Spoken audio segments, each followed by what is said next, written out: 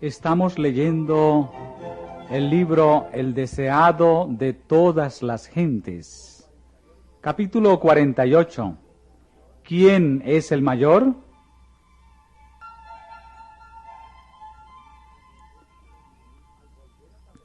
Al volver a Capernaum, Jesús no se dirigió a los lugares bien conocidos donde había enseñado a la gente, sino que con sus discípulos buscó silenciosamente la casa que había de ser su hogar provisorio. Durante el resto de su estada en Galilea, se proponía instruir a los discípulos más bien que trabajar por las multitudes.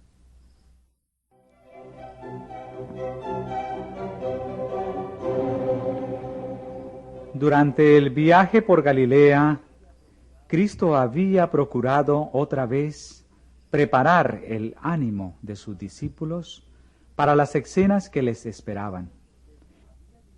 Les había dicho que debía subir a Jerusalén para morir y resucitar, y les había anunciado el hecho extraño y terrible de que iba a ser entregado en manos de sus enemigos. Los discípulos no comprendían todavía sus palabras. Aunque la sombra de un gran pesar había caído sobre ellos, el espíritu de rivalidad subsistía en su corazón. Disputaban entre sí acerca de quién sería el mayor en el reino. Pensaban ocultar la disensión a Jesús, y no se mantenían como de costumbre cerca de él, sino que permanecían rezagados, de manera que él iba adelante de ellos cuando entraron en Capernaum. Jesús leía sus pensamientos y anhelaba aconsejarlos e instruirlos, pero esperó para ellos una hora de tranquilidad, cuando estuviesen con el corazón dispuesto a recibir sus palabras.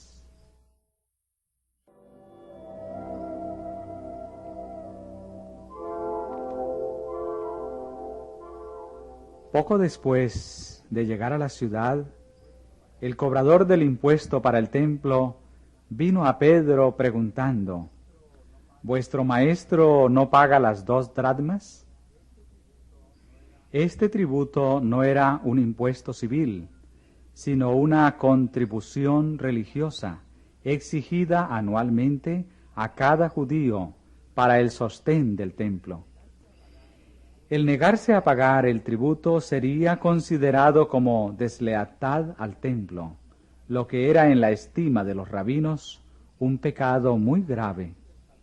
La actitud del Salvador hacia las leyes rabínicas y sus claras reprensiones a los defensores de la tradición ofrecían un pretexto para acusarle de estar tratando de destruir el servicio del templo. Ahora sus enemigos vieron una oportunidad para desacreditarle.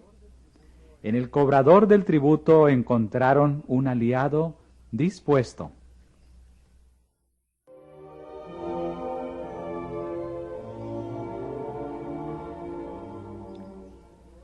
Pedro vio en la pregunta del cobrador una insinuación de sospecha acerca de la lealtad de Cristo hacia el templo.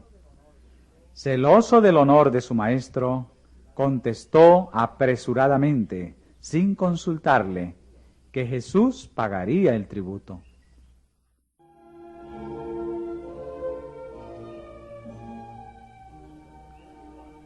Pero Pedro había comprendido tan solo parcialmente el propósito del indagador.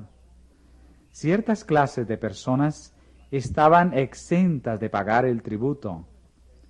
En el tiempo de Moisés, cuando los levitas fueron puestos aparte para el servicio del santuario, no les fue dada herencia entre el pueblo. El Señor dijo: por lo cual Leví no tuvo parte ni heredad con sus hermanos. Jehová es su heredad. En el tiempo de Cristo, los sacerdotes y levitas eran todavía considerados como dedicados especialmente al templo, y no se requería de ellos que diesen la contribución anual para su sostén. También los profetas estaban exentos de ese pago. Al requerir el tributo de Jesús, los rabinos negaban su derecho como profeta o maestro y trataban con él como con una persona común. Si se negaba a pagar el tributo, ello sería presentado como deslealtad al templo, mientras que por otro lado, el pago justificaría la actitud que asumían al no reconocerle como profeta.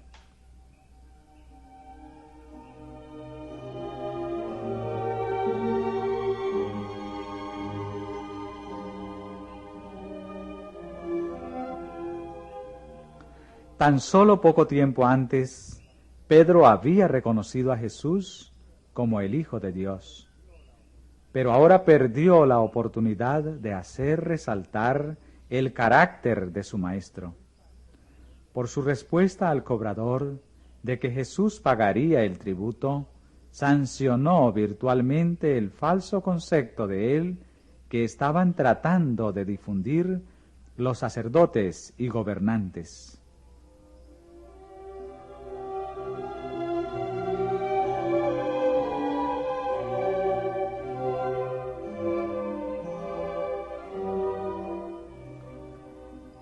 Cuando Pedro entró en la casa, el Salvador no se refirió a lo que había sucedido, sino que preguntó: ¿qué te parece, Simón? ¿Los reyes de la tierra de quién cobran los tributos o el censo?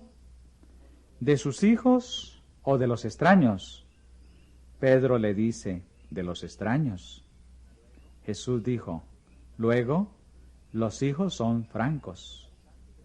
Mientras que los habitantes de un país tienen que pagar impuesto para sostener a su rey, los hijos del monarca son eximidos. Así también Israel, el profeso pueblo de Dios, debía sostener su culto, pero Jesús, el Hijo de Dios, no se hallaba bajo esta obligación. Si los sacerdotes y levitas estaban exentos por su relación con el templo, con cuánta más razón aquel para quien el templo era la casa de su Padre. Si Jesús hubiese pagado el tributo sin protesta, habría reconocido virtualmente la justicia del pedido y habría negado así su divinidad. Pero aunque consideró propio satisfacer la demanda, negó la pretensión sobre la cual se basaba. Al proveer para el pago del tributo, dio evidencia de su carácter divino. Quedó de manifiesto que él era uno con Dios, y por lo tanto no se hallaba bajo tributo como mero súbdito del rey. Ve a la mar, indicó a Pedro, y echa el anzuelo, y el primer pez que viniere, tómalo, y abierta su boca, hallarás un estatero. Tómalo, y dáselo por mí y por ti.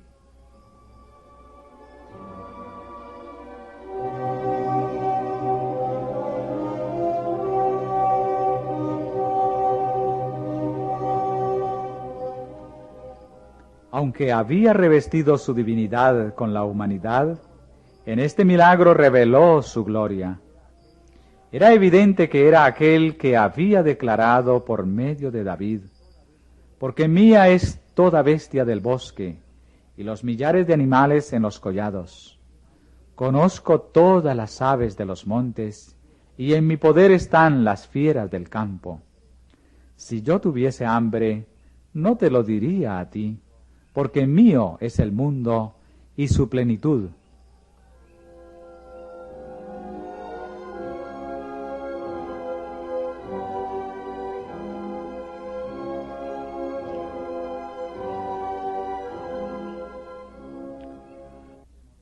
Aunque Jesús demostró claramente que no se hallaba bajo la obligación de pagar tributo, no entró en controversia alguna con los judíos acerca del asunto, porque ellos hubieran interpretado mal sus palabras. y las habrían vuelto contra él. Antes que ofenderlos, reteniendo el tributo, hizo aquello que no se le podía exigir con justicia. Esta lección iba a ser de gran valor para sus discípulos. Pronto se iban a realizar notables cambios en su relación con el servicio del templo, y Cristo les enseñó a no colocarse innecesariamente en antagonismo con el orden establecido. Hasta donde fuese posible, debían evitar el dar ocasión para que su fe fuese mal interpretada. Aunque los cristianos no han de sacrificar un solo principio de la verdad, deben evitar la controversia siempre que sea posible.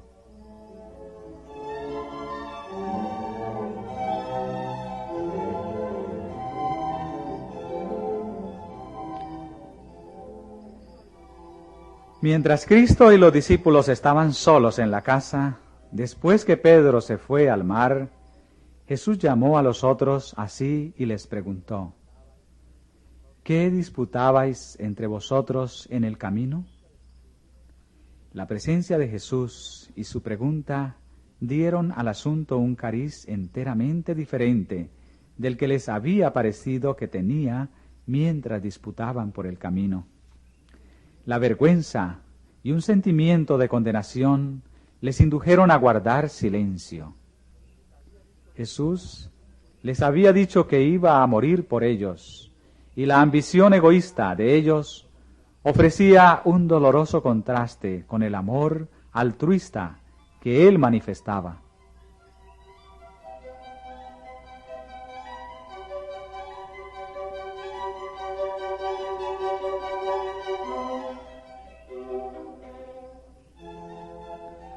Cuando Jesús les dijo que iba a morir y resucitar, estaba tratando de entablar una conversación con ellos acerca de la gran prueba de su fe. Si hubiesen estado listos para recibir lo que deseaba comunicarles, se habrían ahorrado amarga angustia y desesperación.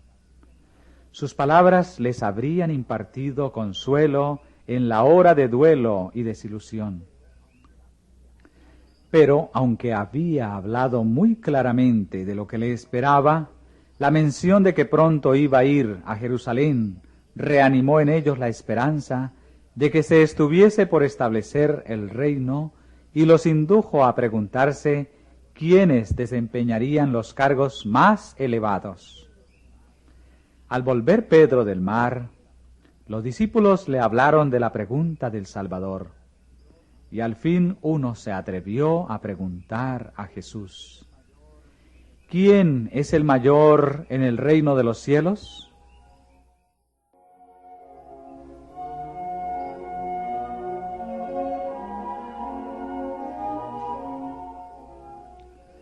El Salvador reunió a sus discípulos en derredor de sí y les dijo: si alguno quiere ser el primero, será el postrero de todos y el servidor de todos. Tenían estas palabras una solemnidad y un carácter impresionante que los discípulos distaban mucho de comprender. Ellos no podían ver lo que Cristo discernía. No percibían la naturaleza del reino de Cristo, y esta ignorancia era la causa aparente de su disputa. Pero la verdadera causa era más profunda. Explicando la naturaleza del reino, Cristo podría haber apaciguado su disputa por el momento, pero esto no habría alcanzado la causa fundamental. Aún después de haber recibido el conocimiento más completo, cualquier cuestión de preferencia podría renovar la dificultad y el desastre podría amenazar a la Iglesia después de la partida de Cristo. La lucha por el puesto más elevado era la manifestación del mismo Espíritu que diera origen a la gran controversia en los mundos superiores e hiciera bajar a Cristo del cielo para morir. Surgió delante de él una visión de Lucifer, el hijo del alba, que superaba en gloria a todos los ángeles que rodean el trono y estaba unido al Hijo de Dios por los vínculos más íntimos. Lucifer había dicho: seré semejante al Altísimo, y su deseo de exaltación había introducido la lucha en los atrios celestiales y desterrado una multitud de las huestes de Dios. Si Lucifer hubiese deseado realmente ser como el Altísimo, no habría abandonado el puesto que le había sido señalado en el cielo, porque el Espíritu del Altísimo se manifiesta sirviendo abnegadamente. Lucifer deseaba el poder de Dios, pero no su carácter. Buscaba para sí el lugar más alto, y todo ser impulsado por su espíritu hará lo mismo. Así resultarán inevitables el enajenamiento, la discordia y la contención. El dominio viene a ser el premio del más fuerte. El reino de Satanás es un reino de fuerza. Cada uno mira al otro como un obstáculo para su propio progreso, o como un escalón para poder trepar a un puesto más elevado.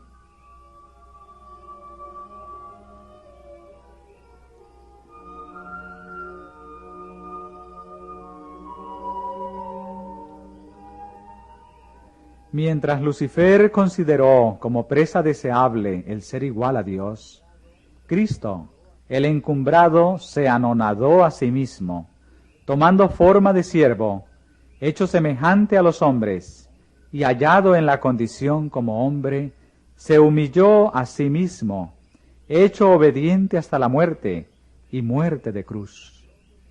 En esos momentos la cruz le esperaba, y sus propios discípulos estaban tan llenos de egoísmo, es decir, del mismo principio que regía el reino de Satanás, que no podían sentir simpatía por su Señor, ni siquiera comprenderle mientras les hablaba de su humillación por ellos.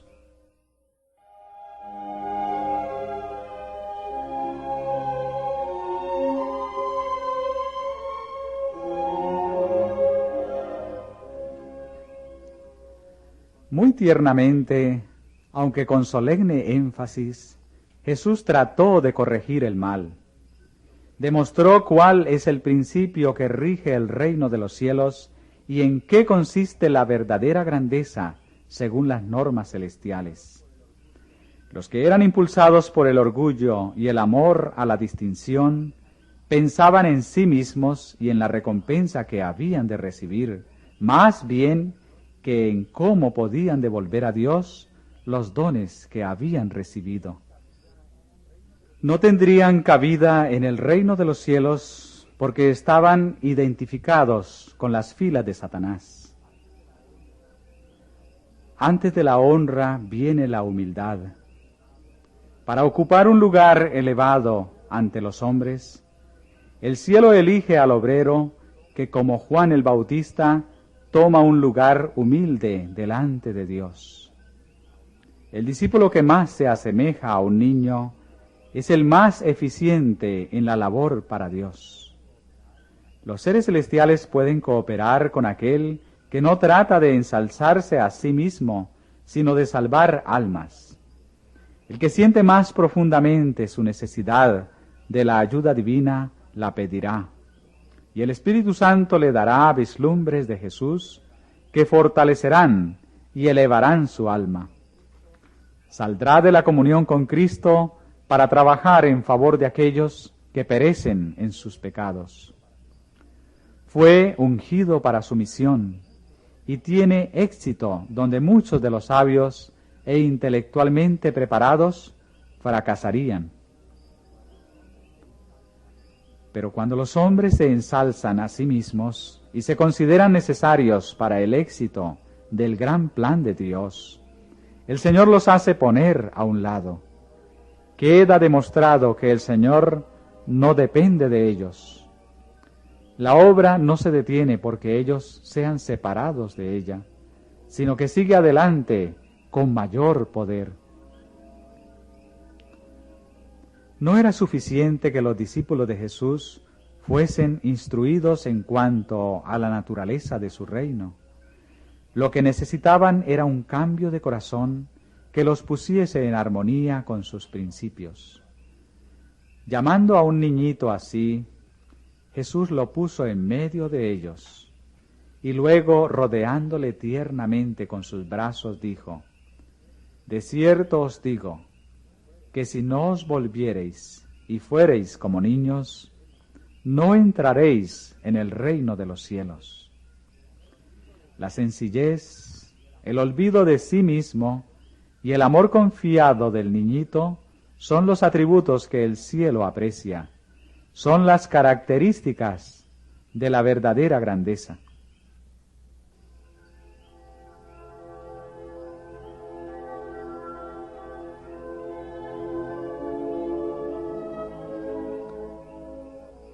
Jesús volvió a explicar a sus discípulos que su reino no se caracteriza por la dignidad y ostentación terrenales.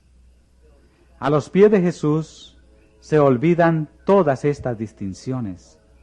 Se ve a los ricos y a los pobres, a los sabios y a los ignorantes, sin pensamiento alguno de casta ni de preeminencia mundanal.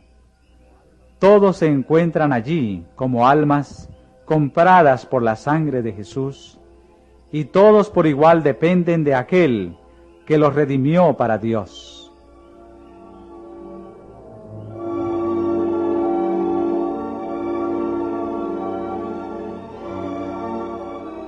El alma sincera y contrita es preciosa a la vista de Dios.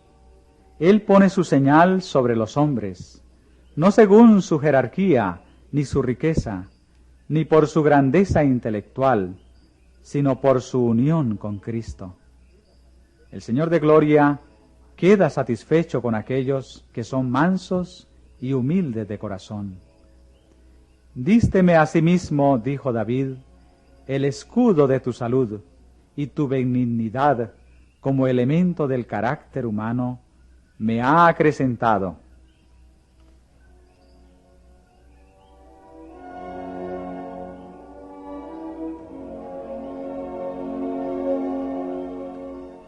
El que recibiere en mi nombre uno de los tales niños, dijo Jesús, a mí recibe, y el que a mí recibe, no recibe a mí, mas al que me envió. Jehová dijo así: el cielo es mi solio, y la tierra estrado de mis pies. Mas a aquel miraré, que es pobre y humilde de espíritu, y que tiembla a mi palabra.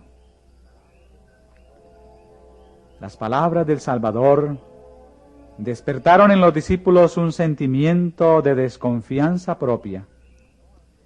En su respuesta, él no había indicado a nadie en particular, pero Juan se sintió inducido a preguntar si en cierto caso su acción había sido correcta. Con el espíritu de un niño, presentó el asunto a Jesús. Maestro, dijo, hemos visto a uno que en tu nombre echaba fuera los demonios, el cual no nos sigue, y se lo prohibimos, porque no nos sigue.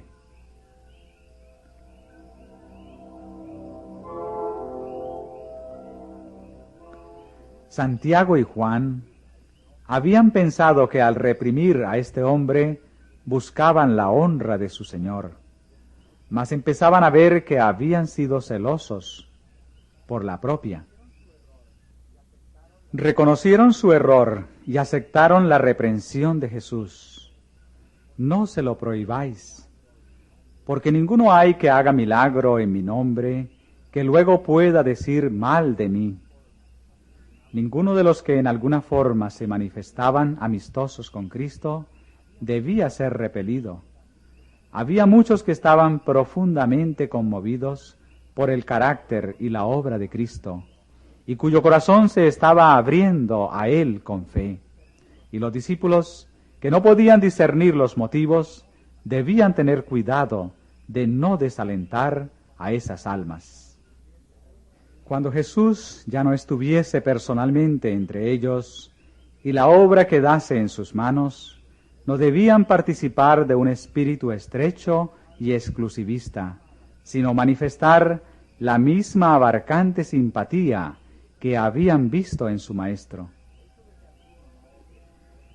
El hecho de que alguno no obre en todas las cosas conforme a nuestras ideas y opiniones personales no nos justifica para prohibirle que trabaje para Dios. Cristo es el gran Maestro.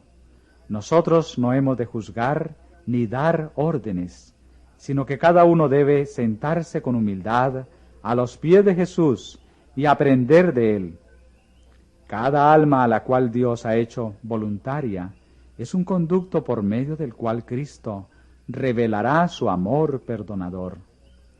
Cuán cuidadosos debemos ser para no desalentar a uno de los que transmiten la luz de Dios, a fin de no interceptar los rayos que Él quiere hacer brillar sobre el mundo.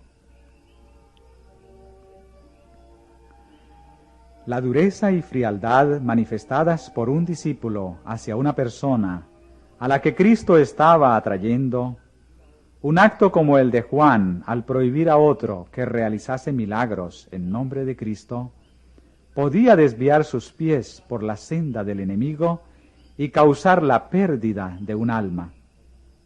Jesús dijo que antes de hacer una cosa semejante, mejor le fuera si se le atase una piedra de molino al cuello y fuera echado en la mar. Y añadió, y si tu mano te escandalizare, córtala. Mejor te es entrar a la vida manco, que teniendo dos manos ir a la gehenna, al fuego que no puede ser apagado. Y si tu pie te fuere ocasión de caer, córtalo. Mejor te es entrar a la vida cojo, que teniendo dos pies ser echado en la gehenna.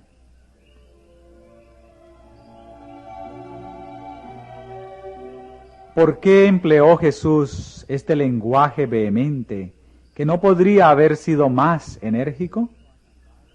Porque el Hijo del Hombre vino a salvar lo que se había perdido. ¿Habrán de tener sus discípulos menos consideración hacia las almas de sus semejantes que la manifestada por la majestad del cielo? Cada alma costó un precio infinito. Y cuán terrible es el pecado de apartar un alma de Cristo, de manera que para ella el amor, la humillación y la agonía del Salvador hayan sido vanos.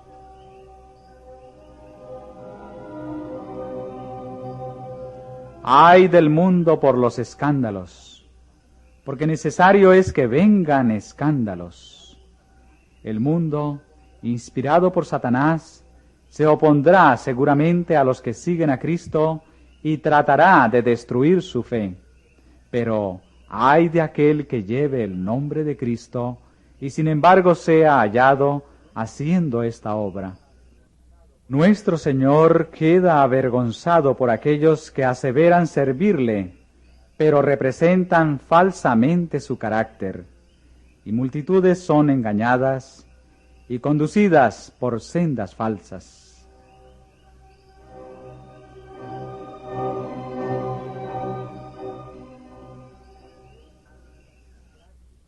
Cualquier hábito o práctica que pueda inducir a pecar y a atraer deshonra sobre Cristo debe ser desechado cueste lo que costare. Lo que deshonra a Dios no puede beneficiar al alma. La bendición del cielo no puede acompañar a un hombre que viole los eternos principios de la justicia. Y un pecado acariciado es suficiente para realizar la degradación del carácter y extraviar a otros. Si para salvar el cuerpo de la muerte uno se cortaría un pie o una mano, o aún se arrancaría un ojo, con cuánto más fervor deberíamos desechar el pecado que trae muerte al alma.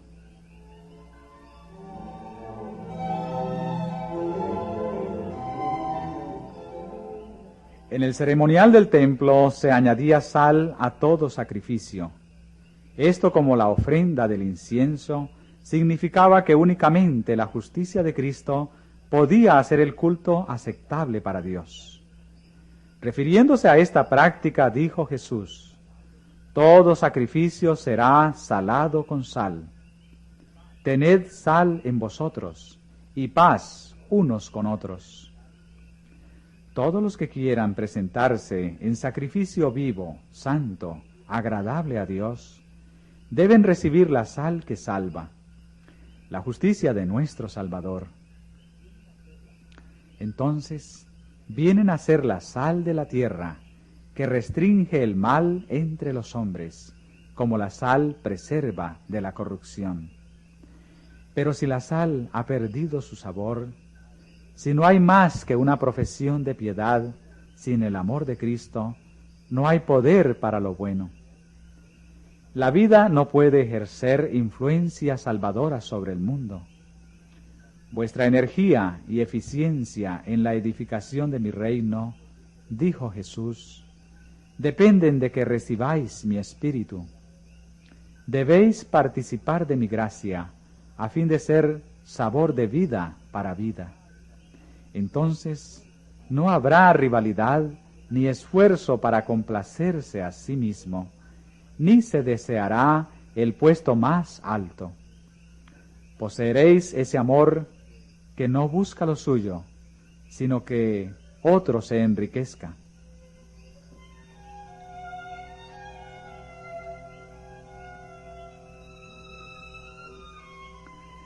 Fije el pecador arrepentido sus ojos en el Cordero de Dios, que quita el pecado del mundo, y contemplándolo se transformará.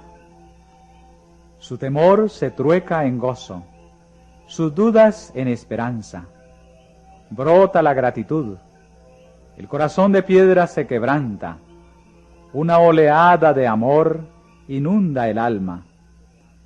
Cristo es en él una fuente de agua que brota para vida eterna. Cuando vemos a Jesús, varón de dolores y experimentado en quebrantos, trabajando para salvar a los perdidos, despreciado, escarnecido, echado de una ciudad a la otra, hasta que su misión fue cumplida. Cuando le contemplamos en Getsemaní, sudando gruesas gotas de sangre y muriendo en agonía sobre la cruz, cuando vemos eso, no podemos ya reconocer el clamor del yo. Mirando a Jesús, nos avergonzaremos de nuestra frialdad, de nuestro letargo, de nuestro egoísmo. Estaremos dispuestos a hacer cualquier cosa o nada para servir de todo corazón al Maestro. Nos regocijará el llevar la cruz en pos de Jesús, el sufrir pruebas, vergüenza o persecución por su amada causa. Así que los que somos más firmes debemos sobrellevar las flaquezas de los flacos y no agradarnos a nosotros mismos. A nadie que crea en Cristo se le debe tener en poco, aun cuando su fe sea débil y sus pasos vacilen como los de un niñito.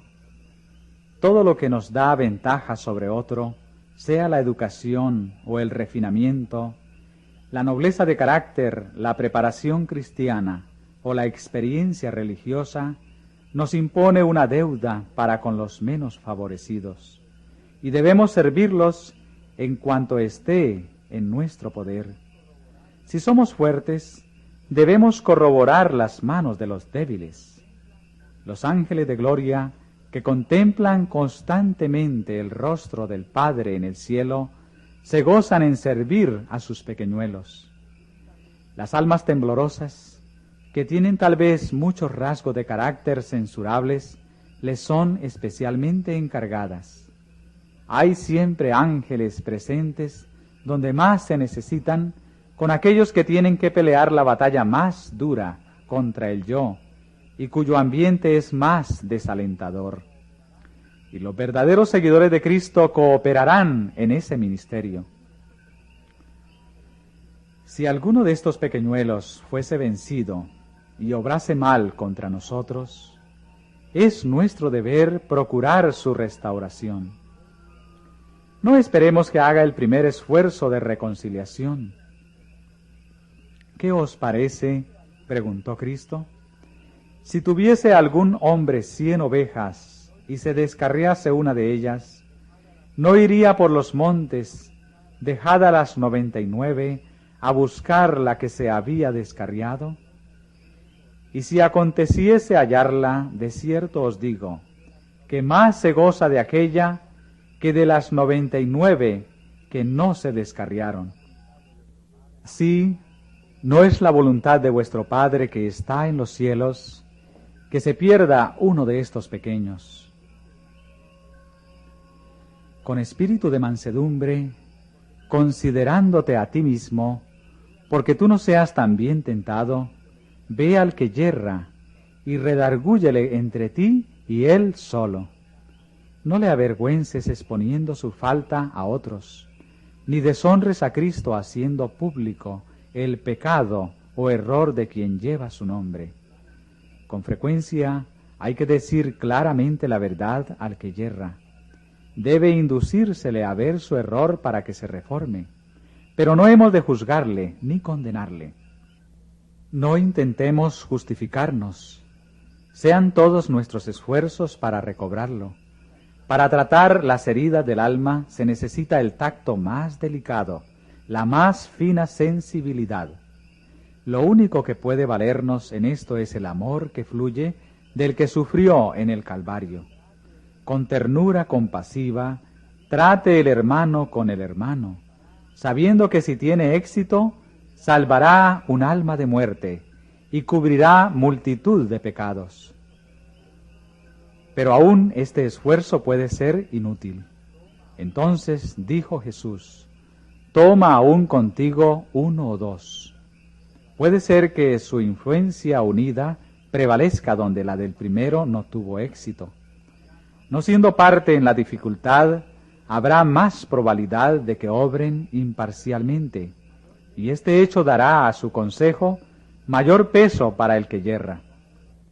Si no quiere escucharlos, entonces, pero no antes, se debe presentar el asunto a todo el cuerpo de creyentes.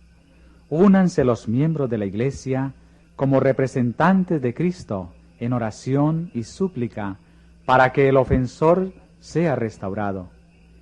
El Espíritu Santo hablará por medio de sus siervos, suplicando al descarriado que vuelva a Dios. El apóstol Pablo, hablando por inspiración, dice, como si Dios rogase por medio nuestro, os rogamos en nombre de Cristo, reconciliaos con Dios. El que rechaza este esfuerzo conjunto en su favor, ha roto el vínculo que le une a Cristo, y así se ha separado de la comunión de la Iglesia. Desde entonces, dijo Jesús, tenle por étnico y publicano, pero no se le ha de considerar como separado de la misericordia de Dios. No lo han de despreciar ni descuidar los que antes eran sus hermanos, sino que lo han de tratar con ternura y compasión, como una de las ovejas perdidas a la que Cristo está procurando todavía traer a su redil. La instrucción de Cristo en cuanto al trato con los que yerran, repite en forma más específica la enseñanza dada a Israel por Moisés. No aborrecerás a tu hermano en tu corazón. Ingenuamente reprenderás a tu prójimo y no consentirás sobre el pecado.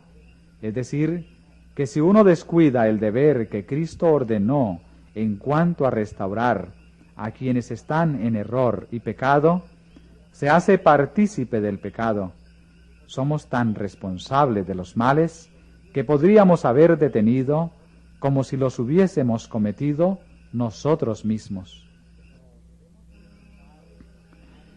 Pero debemos presentar el mal al que lo hace. No debemos hacer de ello un asunto de comentario y crítica entre nosotros mismos. Ni siquiera después que haya sido expuesto a la Iglesia, nos es permitido repetirlo a otros.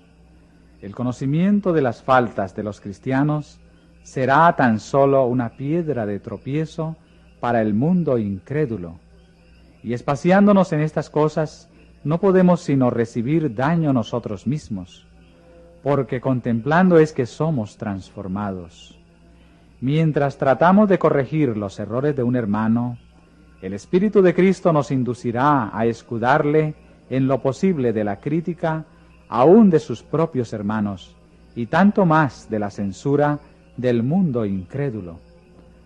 Nosotros mismos erramos y necesitamos la compasión y el perdón de Cristo, y Él nos invita a tratarnos mutuamente como deseamos que Él nos trate. Todo lo que ligareis en la tierra será ligado en el cielo, y todo lo que desatareis en la tierra será desatado en el cielo. Obráis como embajadores del cielo, y lo que resulte de vuestro trabajo es para la eternidad. Pero no hemos de llevar esta gran responsabilidad solos. Cristo mora donde quiera que se obedezca su palabra con corazón sincero. No solo está presente en las asambleas de la Iglesia, sino que estará donde quiera que sus discípulos, por pocos que sean, se reúnan en su nombre.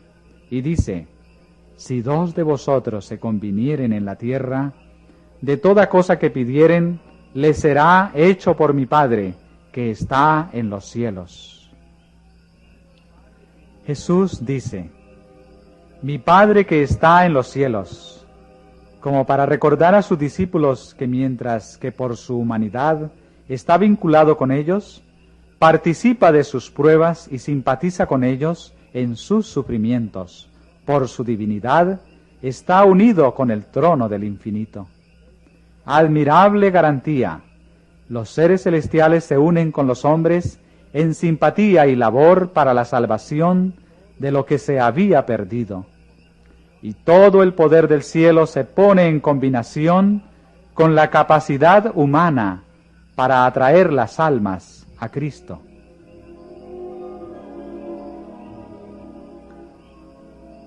Este capítulo está basado en los libros de Mateo, capítulo 17, versículo 22 al 27.